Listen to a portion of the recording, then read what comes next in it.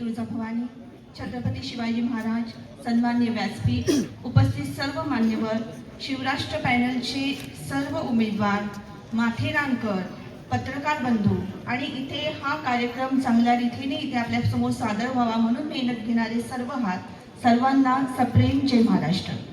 खरं तर माथेरान नगरपालिकेची सार्वत्रिक निवडणूक आहे, ही बराच 3 वर्षाच्या कालावधीनंतरही होत आहे आणि 3 वर्षापूर्वी जी आपण विकासात्मक कामं केली त्याच्यामध्ये माननीय उद्धवजी ठाकरे साहेब यांचा मोठा वाटा आहे, तसंच माननीय आदितीताई तटकरे यांचाही मोलाचा वाटा आहे।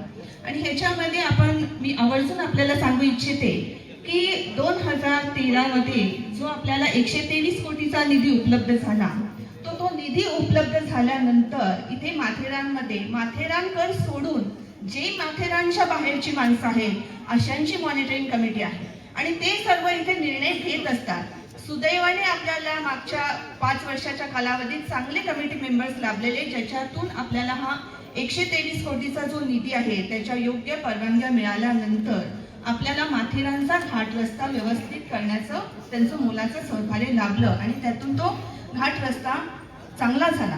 त्याच्यानंतर पॅनोरमा सारखे जे माथेरानचं शान आहे असे पॉइंट आहे हे आपण सुशोभित केले आणि हा सर्व निधी खर्च करत असताना माथेरानमध्ये काम करणे एवढं सोपं नाहीये।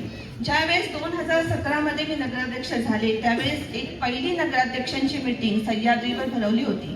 त्याच्यामध्ये माथेरान मधला निधी 0% खर्च झाला होता। त्याचं कारण त्यांनी विचारलं तर त्यावेळेस आमच्याकडे कशा जाचकाठी आहे, म्हणजे इको सेन्सिटिव्ह झोन असेल किंवा मॉनिटरिंग कमिटी असेल किंवा हेरिटेज असेल, तर ह्या सगळ्यांच्या परवानग्या घेऊन त्याच्यातून मार्ग काढणं, माथेरानचा शाश्वत विकास करणं हे खरोखरच खूप चॅलेंजिंग असं काम आहे आणि त्याच्यामध्ये सर्वांचं सहकार्य हे खूप महत्त्वाचं आहे। आणि मी आवर्जून त्याच्यानंतर सांगेल की हा घाट रस्ता जो आहे ते काम झाल्यानंतर त्याच्यानंतर माननीय उद्धवजी ठाकरे साहेब हे मुख्यमंत्री झाल्यानंतर त्यांनी आपले इथले रस्ते धूळविरहित करण्यासाठी जी अनेक वर्षाची आपल्या माथेरान नगर परिषदेची मागणी होती, तर धूळविरहित रस्ते करण्यासाठी आपल्याला त्यांनी 25 कोटीचा निधी उपलब्ध करून दिला। शिवाय माथेरानचं ओलंपिया रेसकोर्स आहे ते सुशोभित करण्यासाठी, अद्ययावत करण्यासाठी निधी उपलब्ध करून दिला आणि हा निधी आपल्याला साहेबांनी तेव्हा दिला ज्या वेळेस आता सध्याचे आमदार आहेत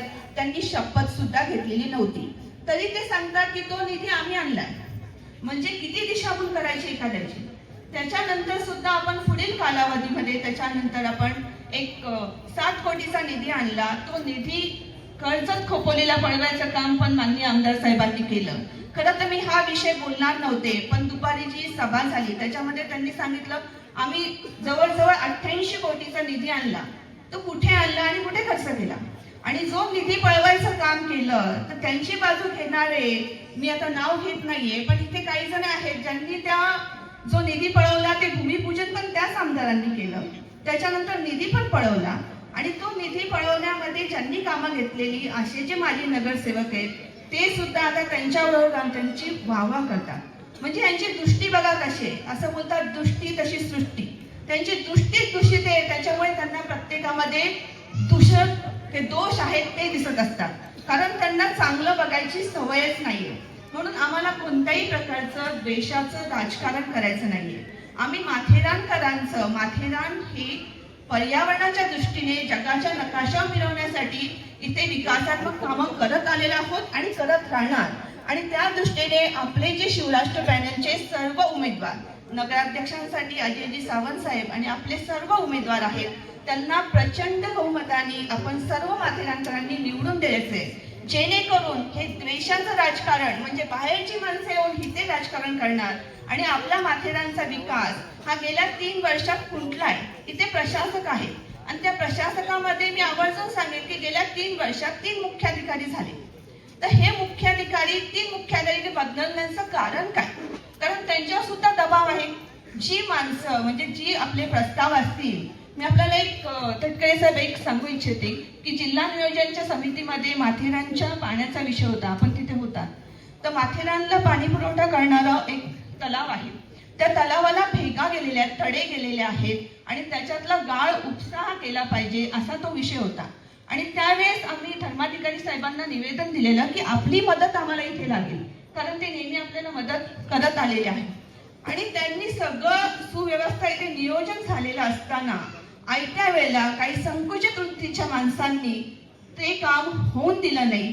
आज त्या तलावामध्ये जवळजवळ 50% तरी गाळ असेल. उद्या आता माथेरानमध्ये आता मे महिना आहे. मे महिन्यामध्ये जेव्हा पर्यटक येतात त्यांना लाईट पाणी हे व्यवस्थितपणे पुरवणं हे माथेरानच्या पर्यावरणाच्या दृष्टीने, पर्यटनाच्या दृष्टीने आवश्यक आहे.